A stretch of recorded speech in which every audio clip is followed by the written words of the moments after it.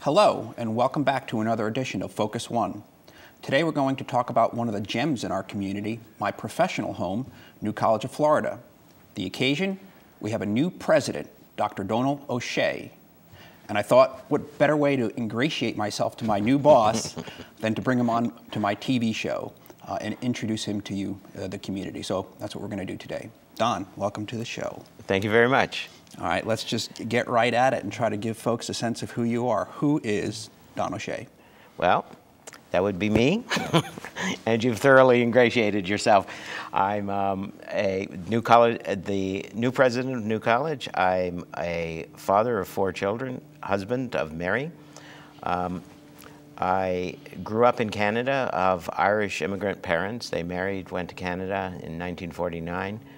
I came along in 1952, the oldest of 3, was always interested in mathematics, wound up in college in the States, went back to Canada afterwards, did my grad school there, again interested in mathematics, went to a small liberal arts college in Massachusetts. Mount Holyoke. Mount Holyoke. Now, your advisor wasn't all that thrilled about that choice of career path, is that He right? was furious. Furious. Absolutely. We had a knockdown blowout about it. I had been looking for jobs in Research One places. I went to Mount Holyoke, which was the oldest women's college in the world, and it was nestled among 4 other wonderful institutions, one of which was a large state university, UMass Amherst. He said, "You'll sink without a trace, teaching rich girls." And none of that was, I got a little flack from my advisor as well. Not as harsh, but just the idea of going to a liberal arts college again might not be the best thing for a research-oriented career. That's right. I didn't want that, and I'm not sure if you knew what you wanted at that time. I love teaching, right. And I also wanted a research-oriented career. But the thing was, at the finest liberal arts colleges, you can sort of have both. Have your cake and eat it too. Yeah, you can have your cake and eat it too. It's harder, but you have a genuine opportunity to teach as well. So I was very happy there. I worked my tail off because I was afraid that sink without a trace stuck with me, and I had young kids at the time. I was worried that it might never get out. And then, it was sort of the traditional thing. You, at a small college, you wear many hats, do everything. I became department chair. And when I became department chair, I got interested in math departments. And then later on... Your math department blossomed there. I mean, it might not have all been you, but nevertheless, it was a good time for Mount Holyoke. It did. It did very well. We became the center of what was called the Valley. Then people called it the Berkeley of the Valley. We raised lots of money. Hired lots of new people, yes, and endowed many positions and things in the department. I found I love raising money, by the way. Very good. Many years later, well, I love not spending it, by the way. Yes, well, that's a good thing. That's what it's for, especially in education. There's no bad. There's so many needs, and students are great, the young. So, not always the young, but nonetheless. I then drifted back into administration, really, became a dean, and then got interested in institutions. And pretty soon after I got interested in institutions, New College is such an unusual and such a distinguished and distinctive institution that popped onto my radar screen early. And you realize how unusual really good liberal arts places So you've are. known about us for a while. Yeah. Long time. I must have been a dean 3 or 4 years when I realized how lucky I was to be at a distinguished liberal arts college. There's only about 100 of them left. Yeah, let's in the talk a little United bit States. about, just for a moment, for folks, they hear that term, liberal arts colleges or liberal arts education, but liberal arts colleges, it's a fairly small niche with respect to the broader spectrum of institutions, right? Tiny. There are in this country, depends how you count, it depends whether you count the for-profits or not. There are well over 4,000 institutions of higher education in the country. There are 20 million undergraduates. I like numbers. There's at the core of the great research universities, there are 231 of those, is the arts and sciences, there's liberal arts. And there are about 100 liberal arts colleges, which are standalone undergraduate colleges left. There used to be over 600. They produce the largest, a disproportionately large number of graduates that go on to the sciences, the arts, CEOs of Fortune 500 companies, way out of proportion to their size. When I say there's only 100 left, I mean that. Their average enrollment's about 2,000 people, so you've got 200,000 students going to those. That's about 1/10% of 20 million. A vanishingly small percentage of the, 1/5 of the 1/10 of 1%, I think. Let me think about that. No, it's about 1/10 of 1%. Of students go to that, and they get the finest education in the world. When people talk about American education, outside this country, they're really referring to why? that. Why is, maybe I'll just separate that question into two. What is distinctive about a liberal arts education as opposed to a more specific, specialized undergraduate or even undergraduate education? And then what's distinctive about the liberal arts college experience vis-a-vis just a liberal arts education in a large university? Sure. The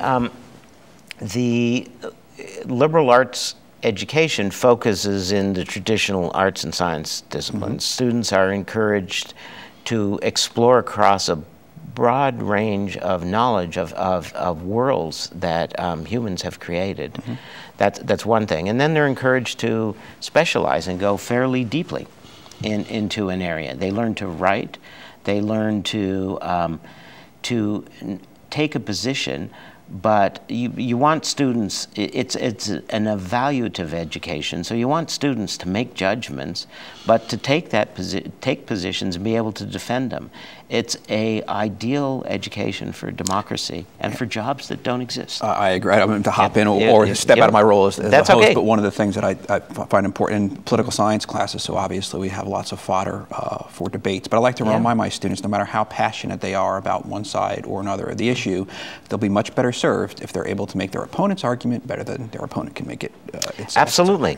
Absolutely. And so much of it's imagination, understanding your opponents or other sides or other ways that people think about things, because it's only that that's the important thing about literature, is to understand in a deep way other points of view, and that's what makes life so rich. Okay, now the liberal arts colleges, vis-a-vis larger, we're small, but New College, we're small within the small. We're totally small. Are tiny. Tiny. And so this is one of the differences, I think, with respect to, what was the popular 2,000 Mount Holyoke? Mount Holyoke was 2,000. Okay, and we're less than 1,000. We're about 850, I think, here at New College. Do you think we're too small at New College? Let's talk a little bit about our size here. What are some of the advantages that you see in being, again, small within the small? And what are some of the challenges that we face by being so let me just back up and say one other thing about liberal arts college is the close interaction between students and faculty really matters. And the interaction of students and students really matters. Students essentially govern themselves, so they learn life skills. So to get back to your question about size, I don't think there's any optimal size. New College is smaller. Most students come from high schools that are bigger than New College. my own view is, I've talked to many students who think it's the perfect size. They get to know everybody. The downside of that, you know, if you have a relationship that goes wrong or something like that, it's hard to get off campus. It's hard to be invisible. It's also hard to, the knowledge has exploded. So it's hard to cover the disciplines, even the traditional disciplines. The sciences have changed so much with under a certain size. So most liberal arts colleges have 1,200 used to be the average. It's now up around 2,000. That's bigger than New College ought to be. One could make an argument just that New College, and it has been made, could stand to grow a little. And I think that's well worth considering. But that's something that any president of a educational institution essentially has no power. But you do have the opportunity to focus the community and their desires. And so I'll be interested as I've taken over as of a month ago, but as I get my feet a little more wet, to see if there's an emerging consensus on the side of growth for New College. My sense is that some things would be a little easier. We're a little bigger. No one wants to turn it into a school that, say, for sure, 3,000's too large. 2,000's probably too large.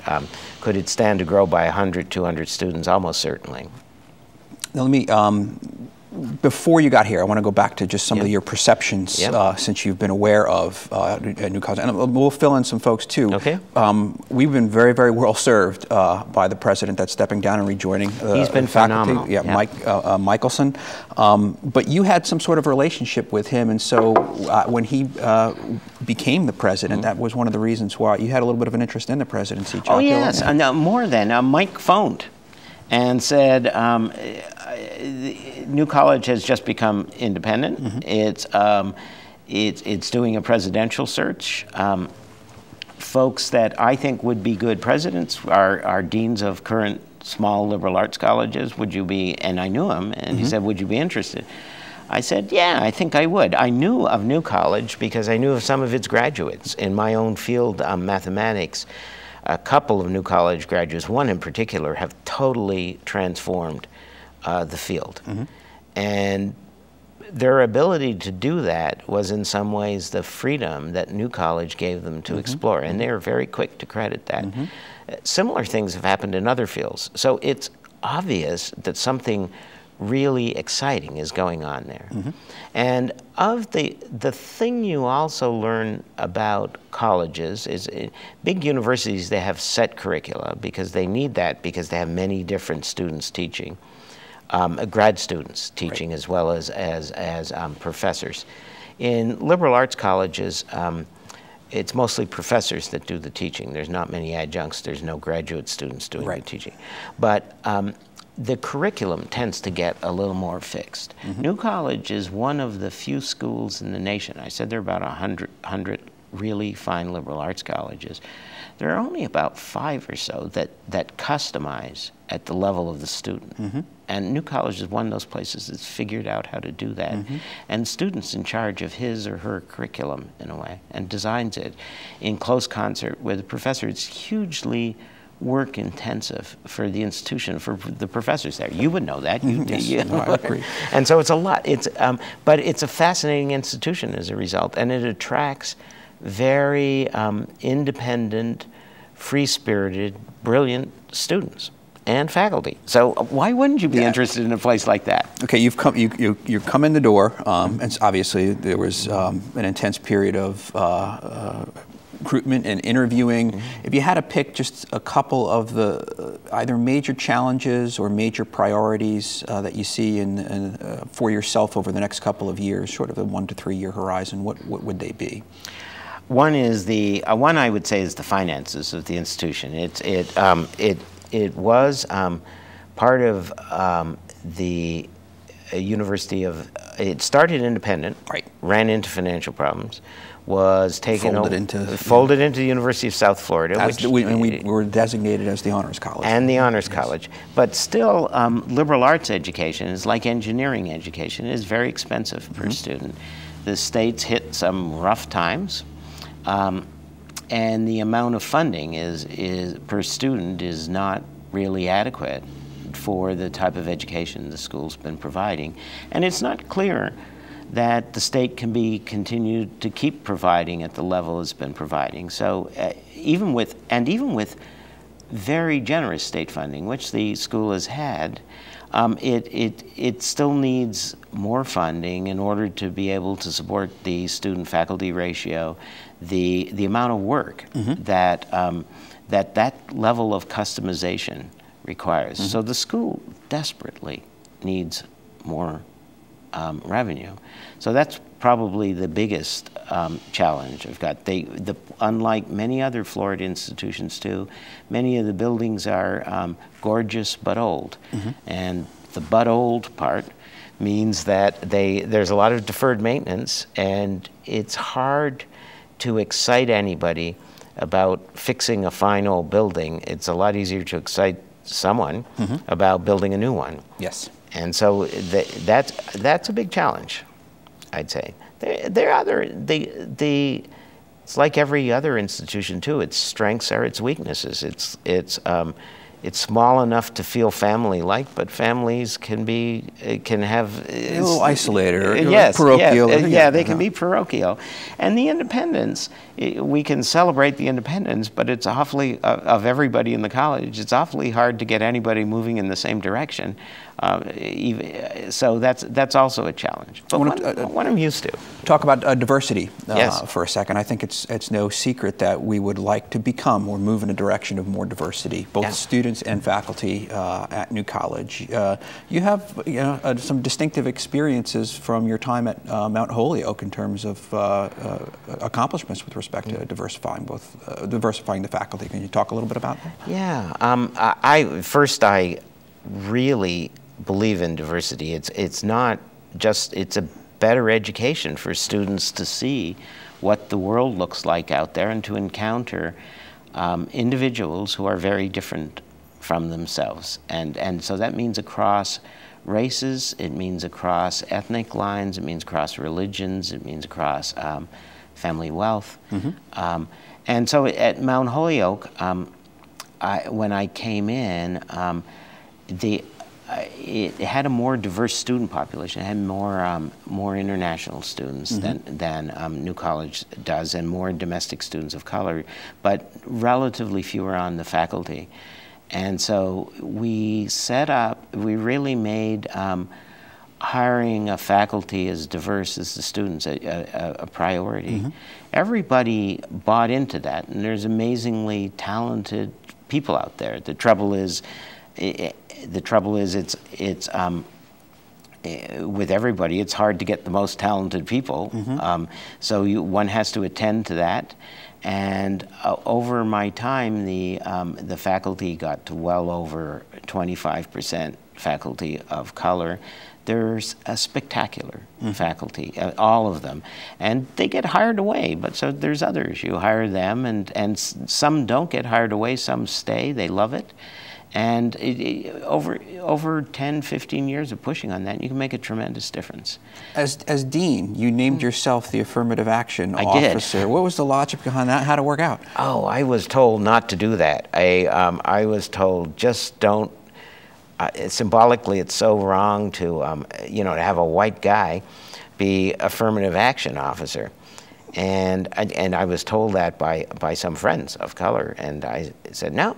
It's got to be somebody with authority. The dean has the ultimate hiring authority. Of course, I had some doubts, but then I also figured I don't look like most white guys. I have no patrician, short, no hair.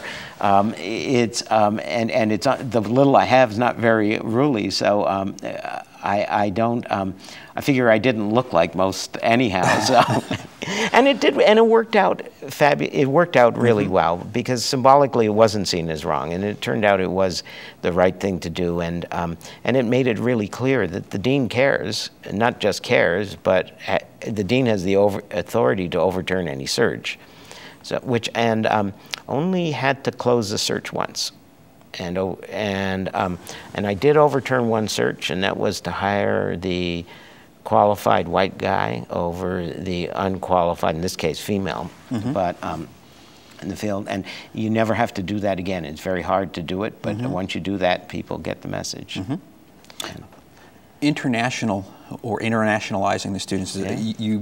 I think when you came into Holyoke, you had a pretty diverse student body with a healthy international student population. It's one of the things I think the directions we'd like to move a little bit in. We don't have many international students at New College right now. Our population in terms of in-state students is quite high.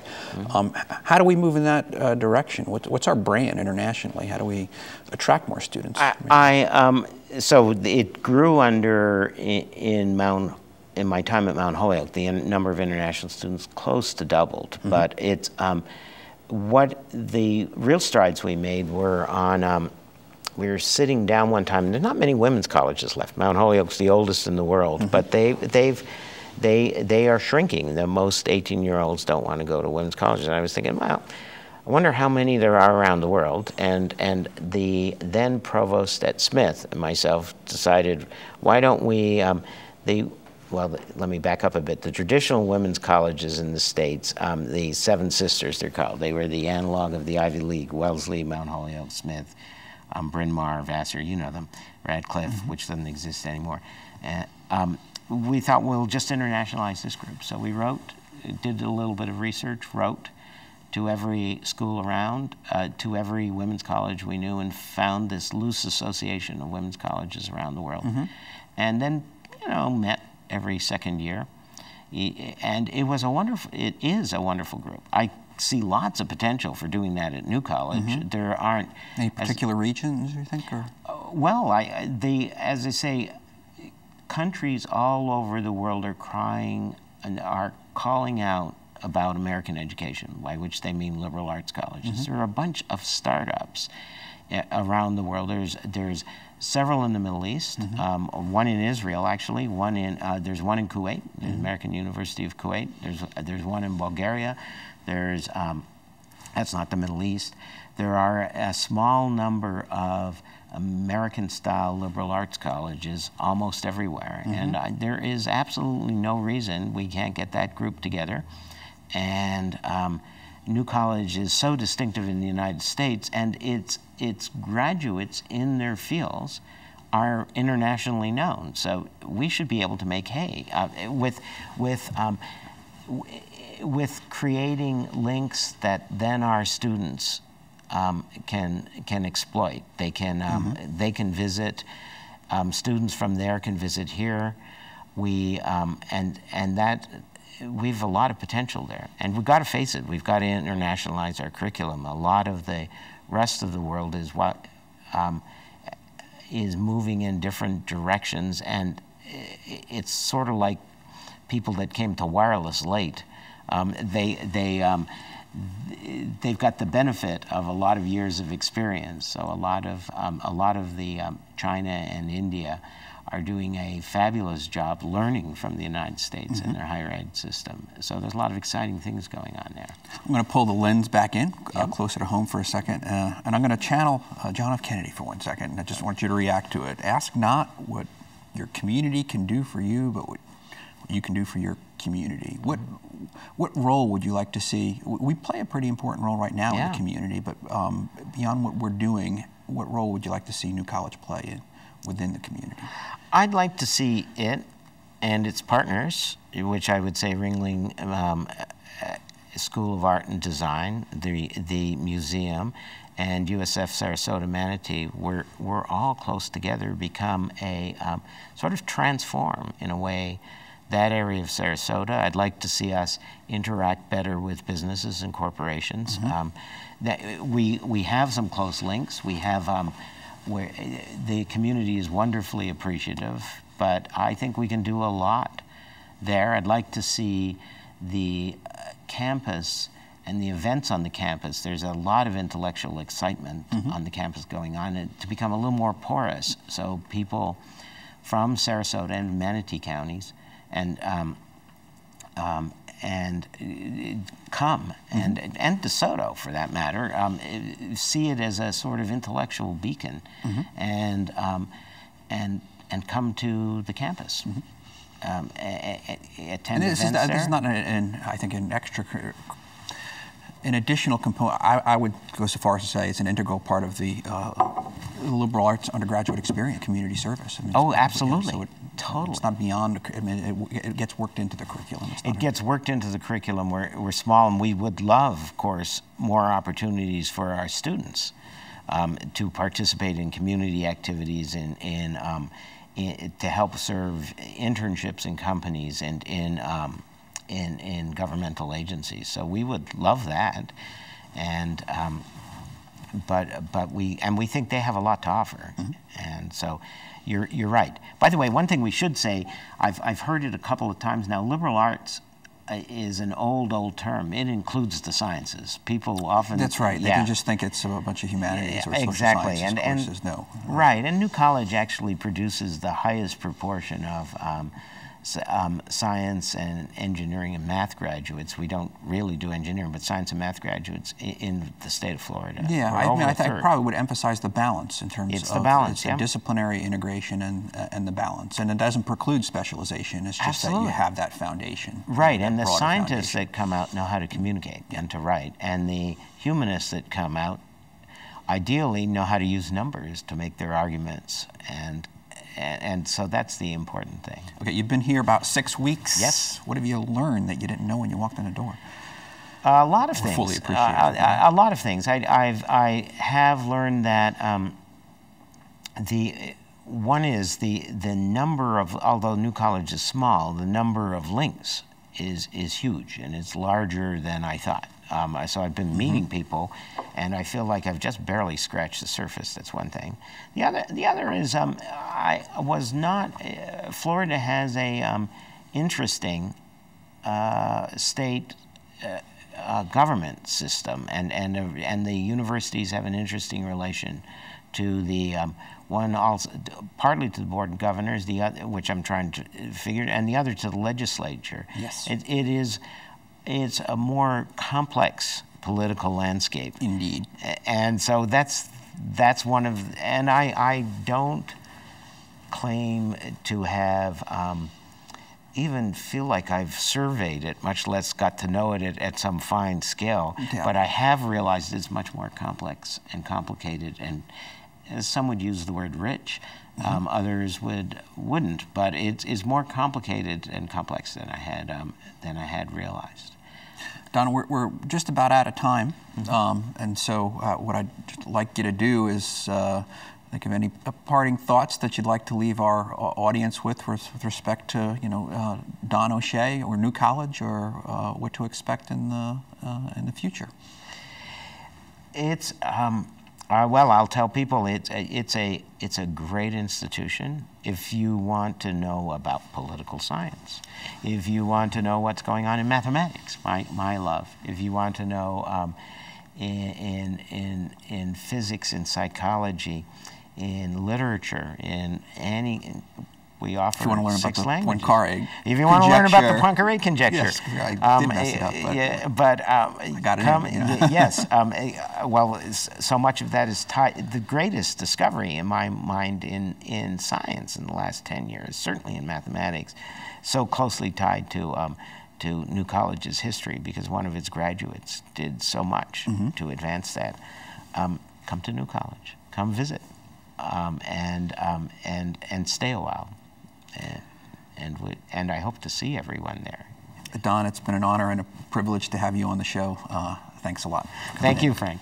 Thanks. And thanks to our audience. Thanks for MTV for hosting it. We'll catch you again in another edition of Focus One.